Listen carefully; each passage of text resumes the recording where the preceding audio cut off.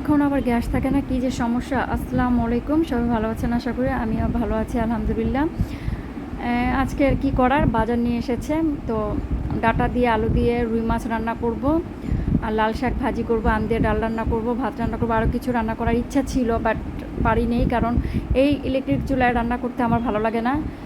আমার কাছে খুব দেরি হয় রান্না করতে। এখন তো গ্যাস নেই, কি করার, সব রান্না এই চুলায় করতে হয়েছে, অনেক টাইম লাগে আমার কাছে মনে হয়। মানে আমার কাছে খুবই বিরক্ত লাগে আসলে, সত্যি কথা বলতে। তো রান্না তো করতেই হবে, খেতে তো হবে, কী করার। তো এই চুলায় আজকে রান্নাটা সেরে ফেললাম সব।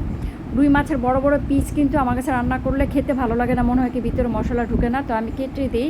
নিজেরাই তো খাবো, এক পিস হলো নিজে খাবো, দুই পিস হলো নিজেই খাবো, সমস্যা নেই। আর আমার ছেলেটা মাছ টাছ খেতে চায় না, শুধু আমরা দুজন খাই। আমার ছেলে শুধু মাংস মানে দিয়ে ভাত খাবে, নাহলে দুধ ভাত খাবে, নাহলে ডাল দিয়ে ভাত খাবে। ও মাছ তরকারি এগুলো কিচ্ছু খাইতে চায় না। এই হলো সমস্যা, ওর খাওয়া নিয়ে অনেক সমস্যা। তো যা রান্না করলাম সেটাই আপনাদের সাথে শেয়ার করলাম। রাখি, আসসালামু আলাইকুম, আল্লাহ হাফেজ।